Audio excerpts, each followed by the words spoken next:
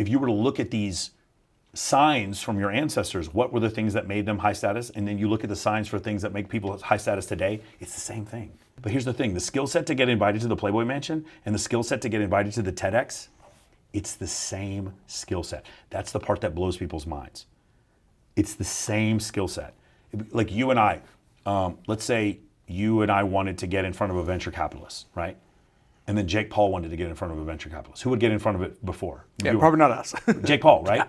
But like, let's just say we were venture capital. We literally were in that industry. Jake Paul would still get there before us. Why? Because he has status. He doesn't have venture capital status. He just has status, period. Do you understand? If The Rock wanted to try to get some resolution passed in the House and the Senate, or we tried to, who would have a better chance? Yeah, so status outranks everything else. The Rock would literally make a tweet, and then you'd have some congressman trying to propose it on the House or the floor of the House. Because he doesn't have political status, he just has status. When you start to realize status is status is status, it makes so much more sense. It's not just having status to pick up girls. It's like having status for everything in your life, and it just makes sense. So we go back to the original thing I said, which is that networking is an evolutionary adaptation. When you grasp that concept of networking being an evolutionary adaptation, then the rest of it makes sense. You just kind of know what to do. You understand people's proclivities, people's motivations, right? Motivation is really simple. When you look at motivation through the lens of evolutionary psychology, all of it makes sense. It's so simple. So, dude, I was going to ask you on like what you thought, what the fundamental part of the status is, girls, money, but I think I'm understanding it to be the displaying the perception of status to the world, and not just the perception, but the truth of it, yes. Right? But presenting that. All the other aspects, I don't think does it really matter if it's girls or if it's... No, we have so I have several. So again, I'm selling a product. Yes, girls, they sell the product very well. Like we've tested several different advertisements. Is girls the best? The one with the girls does the best.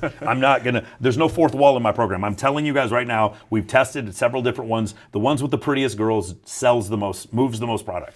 But no, the thing is, instead of asking that question, consider your ancestors 50,000 years ago that lived in a tribe that were constantly, like, there were food shortages, there was the fear of drought, and there was fear of predators, and there were fear of other humans coming and killing them, right? Mm-hmm. Who would you look to for leadership? The man with the broad shoulders and the deep voice who looked like he was comfortable doing a fair amount of violence. Look at who the women find attractive now. Brock the bartender, who's 6'3" with tattoo sleeves, who looks like he's capable of committing a fair amount of violence.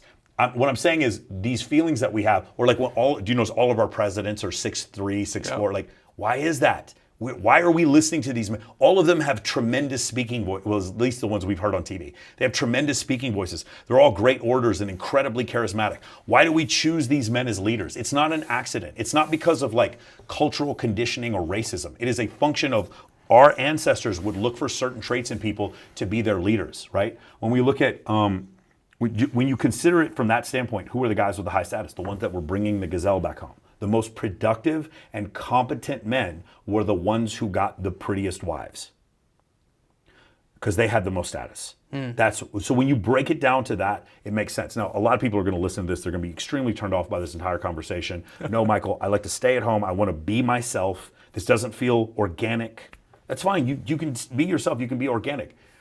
You can do that. I think my clients are just a little bit more ambitious, and that's the reason why they seek me out. If you're not ambitious, well, what a great life to live. Like, you guys can get antibiotics. You guys can fly on an airplane and go 500 miles an hour for like less than $1,000 anywhere, almost anywhere in the country you want to go. There's so many. You can go to McDonald's and eat carbs till you die. Like, there's endless carbs. Your ancestor who was like low status, he was starving for food. He was trying to find food and probably died before the age of 30. Okay? You can live in a trailer park and eat French fries till you die. You don't have the same problem that he had. He has an incredible evolutionary mismatch. You understand? Yeah. So like that's where the ultimate difference comes, is that the signs that we see for like higher status people, they come from our ancestors. We just see those things. By the way, there's no money in the ancestral period. So what is the analog for money? It's competency. Money is a symbol of competency. And it's a symbol, by proxy, it's a symbol of status. That's why people like individuals with money. It's not just women, by the way. I know some people will be like, oh, women like money. No, men like money too. Yeah. Right? Men like hanging out with men who have money also, right? And men like, well, I mean, I got a buddy my age who's dating someone 3 times his age. Yeah. Who's super wealthy. Yeah. Again, while I do believe that is the case, that's outside the standard deviation. That's not normal for most men to date rich women, but sometimes it does happen. 95% of the time, when women are wealthy and men are wealthy and they get together, it's his money is our money and her money is her money. That's generally how it works. It's generally not her money is our money. That's not generally how it works. So yeah, that's the way that generally works. And so like if you were to look at these signs from your ancestors, what were the things that made them high status? And then you look at the signs for things that make people high status today, it's the same thing. And it's all the same status. It's not different types of status. It's just so crazy. Like when you think of another great example, Adam 22, from No Jumper, you know what I'm talking about? Yeah. No Jumper is one of the biggest podcasts in the world now, right? Adam 22 is a fucking porn star. He has tattoos on his face. I guarantee you if Adam 22 wanted to meet the governor of California, he'd probably say yes. That's how popular he is. Adam 22 can go to any party I met him the other day at the AVN. He can go to any party he wants. He's a porn star.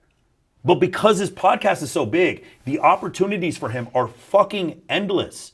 Because it's not porn star status. Status is status is status. When you grasp that concept and you start understanding there's no good guy status and bad guy status. When I was growing up, there was the Iron Sheik and Hulk Hogan. Hulk Hogan was good guy status and the Iron Sheik was bad guy status. That is all gone. Don't believe me? Go watch Wolf of Wall Street.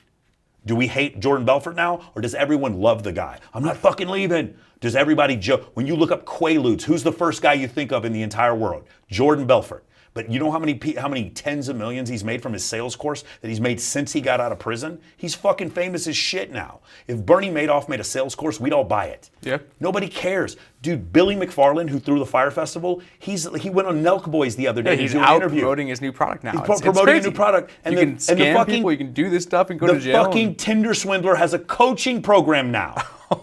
Like you think there's different kinds of status. If this makes you sad for humanity, you should be. You're right, it's terrible. But it's still the world that we live in. There's not church status, corporate status, good guy status, pageant girl status. There's not. And then there's criminal status, porn star status. No, it's just one kind of status now. It's all jumbled into one. And that's it. When you come to that realization, then you're like, oh, now I understand. The same skill set that I need to meet the woman of my dreams is the same skill set I need to get the job of my dreams. Holy shit, I didn't realize that.